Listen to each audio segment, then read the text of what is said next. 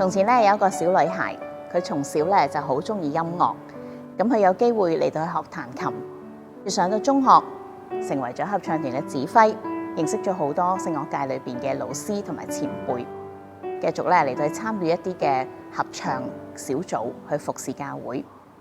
去到大學嘅時候，能夠咧喺中大嗰度咧嚟到去讀音樂，畢業之後就去咗一間基督教嘅中學教音樂，一教就已經11年啦。就喺呢個時候，佢放低咗佢嘅教鞭，然後去到神學院裏邊去接受裝備，期間更能夠去美國聖母大學裏邊完成咗崇拜學碩士。一路走嚟，呢個小女孩可謂同音樂密不可分。不過去到呢個時刻，佢居然成為咗院牧喎。咁呢個小女孩係邊個呢？就係我啦。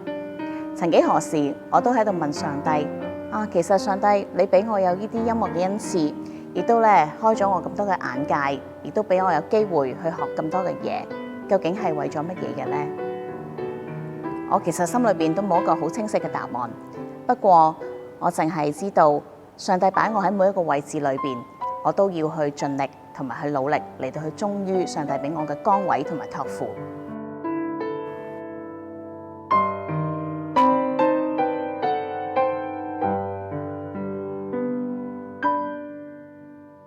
我而家係神學院裏邊嘅院牧啦，但係其實喺呢個身份之外咧，我係神學院裏邊嘅講師嚟嘅。咁另外都有一個身份就係神學院嘅儲備教授啦。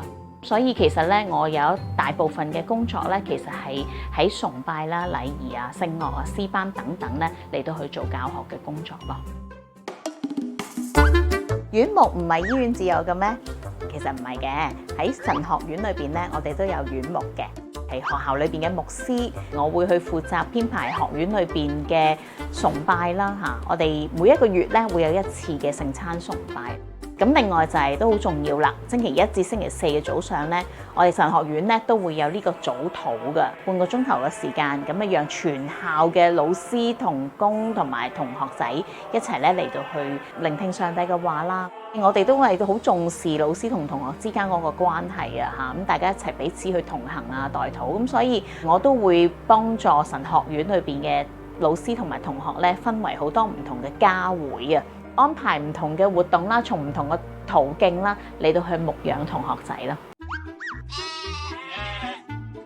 其實神學院裏邊擔任院牧最重要就係去牧養同學啦，即係好似教會裏邊嗰個嘅牧者一樣嚇，成日都要同學生一齊嚇，要好了解佢哋嘅需要，要去明白佢哋面對緊究竟有啲咩嘅難題啊，或者喺侍奉上邊、喺學習上邊有啲咩需要去可以幫助佢哋啊，或者為佢哋祈禱嚇，幫佢哋發掘佢哋個恩賜啊嚇，同埋睇下佢哋生命素質裏邊有冇一啲乜嘢要去改變嘅，繼續去俾更新嘅，咁去鼓勵佢嚇。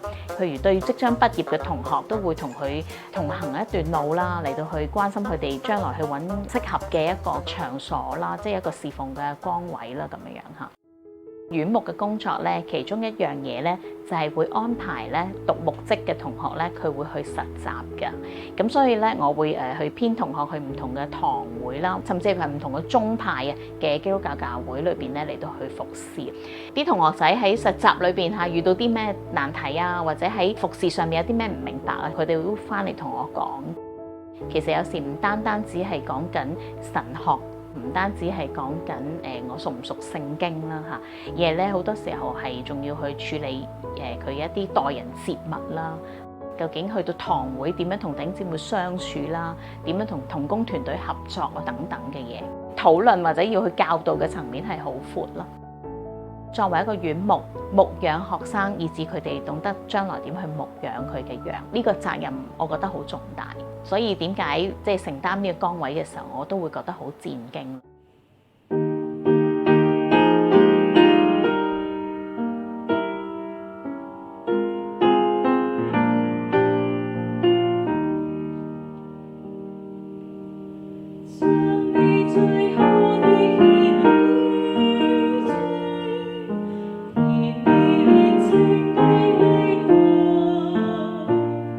將你最好嘅獻與主，係我整個中學時期咧成日唱嘅一首詩歌。呢首歌問我，究竟我可以獻上自己一啲乜嘢點點嘅力量，去回應上帝俾我嘅恩典。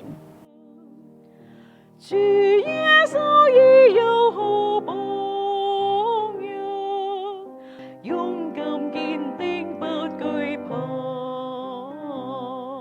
你也將心堅揭愛主，將最好福獻於他。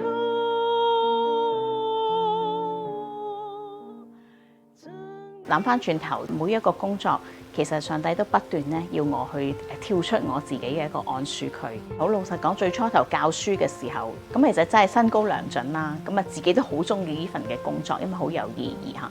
咁但係真係好清晰啦，見到上帝要呼召嘅時候咧，咁就信服咯。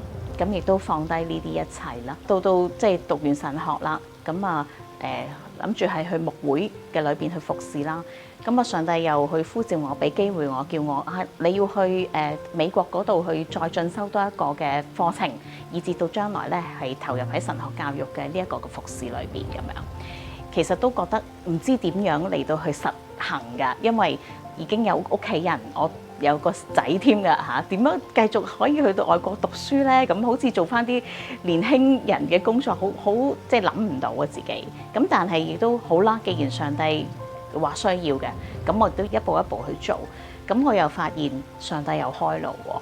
讀完啦，咁啊翻到嚟學院，你可唔可以擔當埋院牧呢個嘅職份啊？咁樣，咁我都覺得哇，都唔係我原本諗到，或者我覺得我好有能力去應付到嘅嘢，因為我都覺得自己年資尚淺。咁但係上帝既然話俾我聽，而家呢一個學院喺呢度有呢個嘅需要。咁我就話好啦，咁我就去承擔啦，咁我就求上帝去幫助我啦。其實都一路學習咧，去信服上帝嘅心意啦。可能咧，好多人睇我嘅生命咧，就會覺得好得意啊！點解教書教咗咁耐？或者我能夠唱歌嚇，我有咁多即係表演啊、走舞台嘅經驗啊，點解我最後會嚟到讀神學嘅咧？點解會放低呢啲一切嘅咧？有得揀，我真係未必會去揀行呢一條道路。但係我知道，其實唔係我放低咗啲乜嘢嘢，而係喺呢條路上邊，我領受更多嘅恩典，以至到喺個過程裏邊，我發現原來我乜嘢都冇損失過，我更加去經歷上帝喺我生命裏邊，佢點樣讓我經歷佢係一個有真有活嘅上帝。